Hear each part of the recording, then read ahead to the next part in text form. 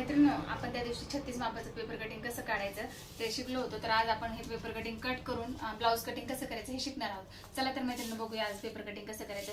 तर आपण त्या दिवशी 36 मापाचं हे मार्किंग काढलेलं आहे. तर 36 मापामध्ये आपली पूर्ण उंची आहे 14 प्लस आपण 1 इंच 15 असं टाकून हे माप काढलेलं आहे. रुंदी आपली 11 आहे, गळा रुंदी 2.5, शोल्डर 3.25, मुंडा 6 आहे तसंच. आणि आपण 4 टक्सचं मार्किंग करून हे पेपर कटिंग काढलेलं आहे. स्लीव्ज पण तशाच पद्धतीने छातीचा चौथा भाग आणि उंची आपली 5 + 2 इंच 7 इंचची काढलेली आहे. तर अशा पद्धतीने आपण हे पेपर कटिंग करणार आहोत.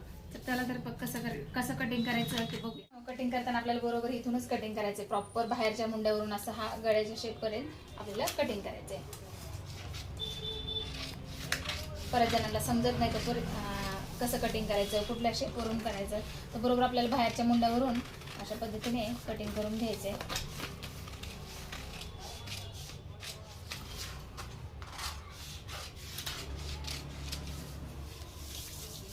तसंच आपण त्याच्यानंतर ना पुढच्या गळ्या बरोबर कटिंग करून घेणार आहेत. जेवढा आहे तेवढा आपला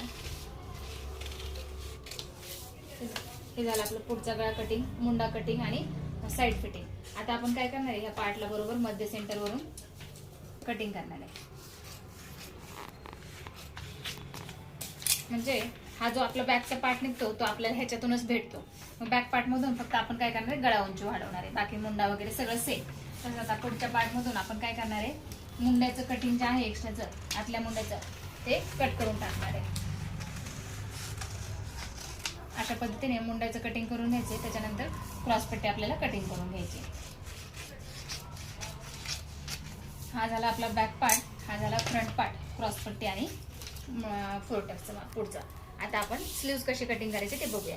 स्लीव्जला पण आपल्याला तसंच करायचं. अगोदर आपली खालची सरळ लाईन मार्किंग केलेली कटिंग करून घ्यायची. त्याच्यानंतर ना असं चौकोन हा भाग आपला पूर्ण कटिंग करून घ्यायचा आहे.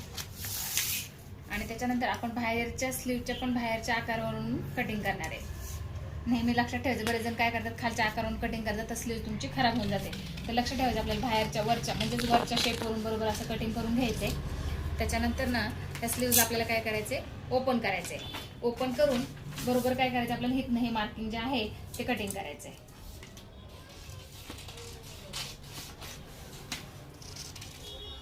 अशा पद्धतीने हे कटिंग केलेलं मार्किंग आपलं बरोबर निघतं. आपल्याला काय करायचं, ओपन करून हा पार्ट कटिंग करायचा आहे.